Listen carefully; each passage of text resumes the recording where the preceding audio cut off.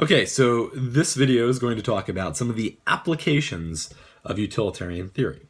So in utilitarianism, what we've studied thus far, the key moral principle is to make the world happier. That is your goal. The good person makes the world happier. The bad person makes the world less happy. So you think about your action, your behavior, your rule, and you think about, okay, who is this going to affect? You have to include yourself. Your own happiness counts. It matters. It's part of the calculation. So you think about everybody, including yourself, who's affected, and you think, and you calculate, well, does this increase happiness overall? All things considered. Some people, including yourself, may become less happy by this decision, this action, this rule, this behavior. But if overall there is a overall gain in happiness, a net gain in happiness, that's what you do. Okay, so that's the theory. And now, this week, you're really going to apply that theory. You're going to think about, well, what does it actually mean to live this out? And I've got a couple different videos for you. So one is this video about this hockey player, Derek Boogaard. So Derek Boogaard was an enforcer, a fighter for one of the hockey teams in the NHL. He was very good at his job. He beat a lot of people up. He was very intimidating. And the video talks about this. The video talks about his death as well. So he died at a young age from kind of complications of a drug and alcohol overdose. They were also connected with his dealing with the pain and the concussions and the symptoms that resulted from him being a hockey brawler, essentially going out, many nights a week and fighting people on the ice. And so, what you have to think about as a utilitarian, okay, whose happiness or unhappiness counts here? Who was affected? Well, certainly all the fans. Maybe they were made happier, maybe they weren't. In general, it seems like based on the video that they were made happier, that there was excitement, that they enjoyed watching these fights. So all the fans of the NHL, all the fans of his team would certainly be part of the equation. His own happiness or unhappiness matters. Now, he lost his life and he suffered a lot of physical pain. Certainly there is a loss of happiness there. There is an increase of pain. There's a dealing with that. It is interesting to ask yourself, well, was this all about Derek's self-sacrifice? Did he essentially say, look, I'm going to do this. I'm going to be a fighter. I'm going to give up my body for the good of others, for the sake of the fans, for the sake of his teammates, so on and so forth. Now, if he did that and didn't think at all about himself, he wouldn't truly be a utilitarian. Because a utilitarian, again, has to calculate, has to at least think about his own personal or her own personal happiness and unhappiness. Now, the correct utilitarian decision could still be to do what increases happiness, even if it means a loss of happiness to yourself. Even if it means a radical loss of happiness. Even if it means you die, you could imagine some scenarios where the overall happiness is increased. Okay, so there's a possibility he didn't think about his own happiness at all, then he wouldn't be truly a utilitarian. There's a possibility that he thought about his pain, but he still said, overall, I'm increasing happiness and I've got to play this role. But there's also a possibility that he himself gained happiness from this choice, this career, this lifestyle. So ask yourself, based on the video, did he gain any happiness from being an NHL enforcer? Another group of people that you have to think about is his teammates. Did he increase their happiness? How did he do that? Did he increase their happiness, or did he just help minimize their pain, which also, from a utilitarian perspective, would be a good. A decrease in pain is a positive thing. If he increased their happiness, how? If he decreased their pain, how? You also have to think about his family and his good friends. Was their happiness or unhappiness affected? If so, in what way? The second video you're going to watch really gets to this idea of the scope of utilitarian theory. As I mentioned last week, it's a historical theory in the sense that one of the purposes of utilitarianism was to expand the scope of who mattered, of who counted, of who was important, of who was to be considered in moral questions and social questions, so on and so forth. So certainly marginalized people, people that didn't count, would now be part of the equation.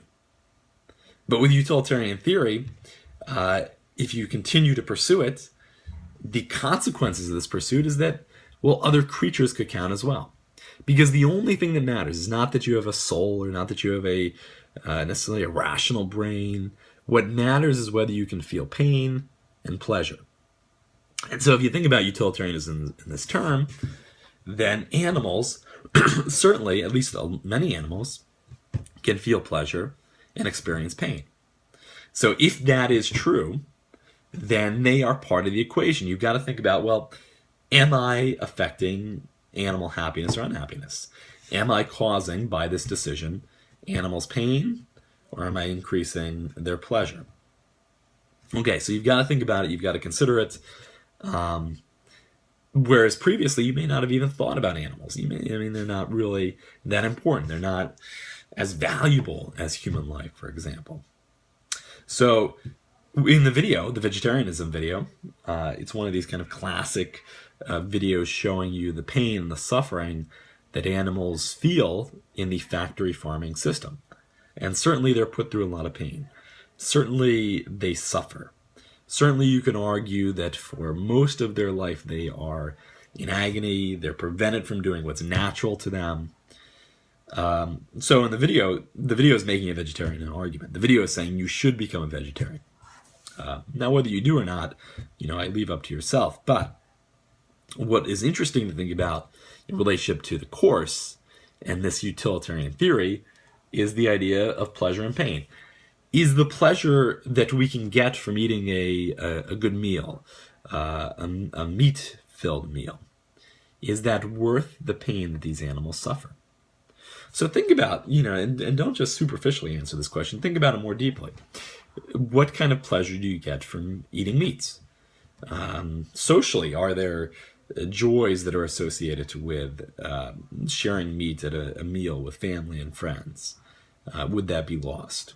How much pleasure do we get from eating meat?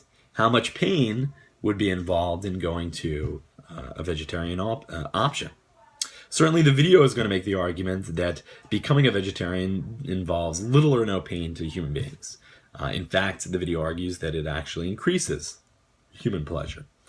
I'll leave that up to yourself to decide, to think about, but certainly it is worth considering. Now, when you think about your own increase in pleasure or pain, you also, again, have to think about the animals. If I stopped eating meats, would that help animals avoid pain? If so, to what degree? And overall, would happiness be increased? You can also think about other options. Certainly the video focuses on factory farming. Would it matter if we were talking about kind of cage-free, free-range type of meats? Could you still eat meat as a utilitarian if you went to that kind of system? Again, certainly worth thinking about and considering. Another option, the last part of the video is going to talk about John Stuart Mill. So John Stuart Mill is one of the famous utilitarian thinkers. He is one of the giants in utilitarian theory.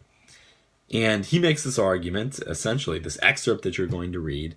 It's this wonderful kind of back and forth. It's a great example of an objection and a rebuttal in utilitarian theory. Oh, my daughter is just bringing up breakfast for me. Thank you, Caroline.